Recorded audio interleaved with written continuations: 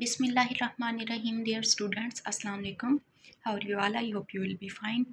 Dear students, last lecture में हमने पढ़ा फहमीदा रियाज की शायरी में तानीसी शऊर, और आज हम पढ़ेंगे इस्मत चुगताई के अफसानों में तानीसी शऊर। इस्मत चुगताई 1915 से 1991 इनका अहद है, ज़िंदगी का दौरानिया है। तरक्की पसंद तहरीक से वाबस्ता थी, लेकिन इनकी तानीसियत इनफरादी तजर्बात, मुशाहिदात और मुतवस्त तबके की मुस्लिम औरत की हकीकत पर मबनी थी। वो औरत को महज मज़लूम नहीं बल्कि मुकम्मल इंसान के तौर पर पेश करती हैं, जो अपनी जिनसियत, जज्बात और हुकूक का मुतालबा करती है। इस्मत के अफसाने हकीकत निगारी, नफसियाती गहराई और तंज़ो मज़ाह के इम्तज़ाज से उर्दू अदब में तानीसी अदब का संगे मील हैं। इस्मत तरक्की पसंद तहरीक का हिस्सा थीं और रशीद जहाँ जैसी अदीबा से मुतासिर हुईं। उनका पहला अफसाना बचपन 1938 में शाये हुआ, फिर उनका अफसाना गेंदा ने उन्हें शोहरत बख्शी। उनके अफसानवी मजमूए कलियाँ, चोटें, छुई मुई और दो हाथ हैं। इसके अलावा उनके नावल टेढ़ी लकीर और ज़िद्दी भी मशहूर हैं। उनकी तहरीरों पर पाबंदियाँ लगीं, मगर उन्होंने फिर भी अपना कलम नहीं रोका। उन्हें हिलाले इम्तियाज़ और कई और एजाज़ात भी मिले। 24 अक्टूबर 1991 को मुंबई में उनका इंतकाल हुआ। उनके अहम अफसाने और उन अहम अफसानों में तानीसी अनासिर।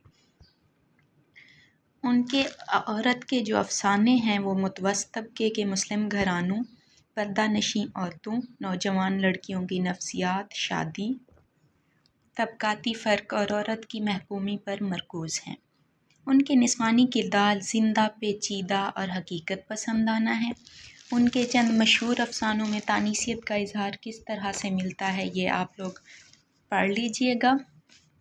मैं चंद एक पढ़ के बता भी देती हूँ। उनका मशहूर अफसाना है लिहाफ।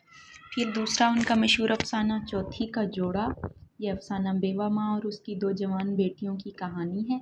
इसमें जहेज़, गुर्बत, शादी की परेशानियों और औरत की महकूमी को बयान किया गया है। कुबरा की खामोश अजियत और मौत पितरसरी दबाव का नतीजा होती है। अफसाना गेंदा। वैसे इन अफसानों का मैंने मुख्तसर से खुलासे शेयर किए हुए हैं इसी प्लेलिस्ट में।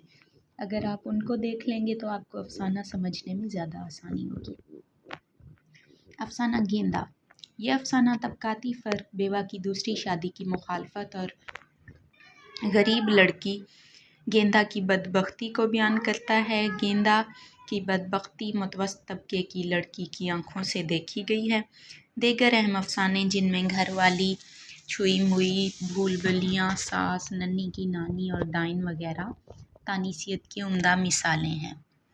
इनमें औरत की बेराह रवी, शोहर की बेवफाई, सास बहू तनाव, बच्चों की परवरिश और मौशी इस्तेहसाल जैसे मसाइल को बयान किया गया है। इसमें औरत के अंदरूनी जज्बात और माशरती दबाव को बयान किया गया है। उनके किरदार, ज़्यादातर इन अफसानों के जो किरदार हैं वो रिवायत तोड़ते हैं या उसकी कीमत अदा करते हैं। तानीसियत का तस्वुर और इस्मत के अफसानों में इसका इजहार। इस्मत की तानीसियत मगरबी फेमिनिज़्म से मुतासिर नज़र नहीं आती, बल्कि मकामी सियाक़ो सबाक़ से जुड़ी हुई है। वो औरत को मर्द का ताबे नहीं बल्कि एक खुद मुख्तार वजूद मानती हैं। उनके अफसानों में तानीसियत दर्ज झैल शक्लों में ज़ाहिर होती है।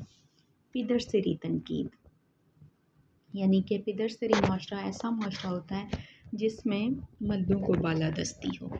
मर्द औरत को जिस्म, जायदाद या इज़्ज़त का तहफ़्फ़ुज़ समझते हैं। नवाब, शोहर, भाई और माशरा औरत पर मुकम्मल कंट्रोल रखते हैं। तबकाती और मौशी इस्तेहसाल। इस्मत के अफसानों में गरीब औरतें ज़्यादातर तबकाती और मौशी इस्तेहसाल का शिकार होती हुई नज़र आती हैं।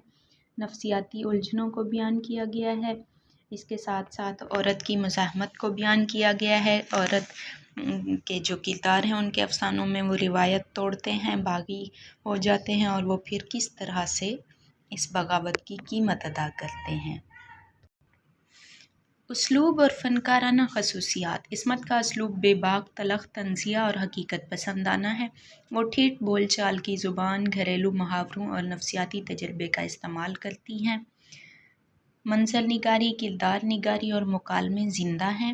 ان کا قلم عورت کی اندرونی دنیا کو کھولتا ہے۔ ان کا قلم مردانہ ادب کے روایتی اصولوں سے انحراف کرتا ہے اور وہ عورت کی اندرونی دنیا کو کھولتی ہیں اپنی تحریروں کے ذریعے۔ اسلوب کی یہی جرأت انہیں منٹو، بیدی اور کرشن چندر کے ہم پلہ بناتی ہے۔ عصمت کے افسانے اردو ادب میں تانیثیت کی بنیاد ہیں۔ انہوں نے عورت کے مسائل کو پردے سے باہر نکال کر معاشرے کو حقیقت کا آئینہ دکھایا ہے۔ ان کی تخلیقات کا اطلاق آج کی دنیا پر بھی ہوتا ہے، جہاں پدر سیری اور طبقاتی ناانصافیاں اب بھی موجود ہیں۔ عصمت نے نہ صرف احتجاج کیا بلکہ عورت کو آواز اور شعور دیا۔ ان کی تحریریں آج بھی جدید تانیثی ادیبوں کو متاثر کر رہی ہیں اور ان کے لیے نئی راہیں اور نئے زاویے استوار کر رہی ہیں۔ آئی ہوپ آپ لوگوں کو میرے ان نوٹ سے کہیں نہ کہیں لازماً فائدہ ہوگا، اور جب آپ لوگوں کو میرے ان لیکچرز سے فائدہ ہو تو مجھے اپنی دعاؤں میں لازماً یاد کیجیے گا۔ چینل کو سبسکرائب کر دیجیے گا، ویڈیو کو لائک کر دیجیے گا۔ نیکسٹ لیکچر میں انشاءاللہ ہم پڑھیں گے نیلم احمد بشیر کے افسانوں میں تانیثیت۔ یاد رہے کہ نیلم احمد بشیر کے کچھ افسانوں کے مشہور افسانوں کے خلاصے میں نے اسی پلے لسٹ میں شیئر کیے ہوئے ہیں۔ ٹیک کیئر، اللہ حافظ۔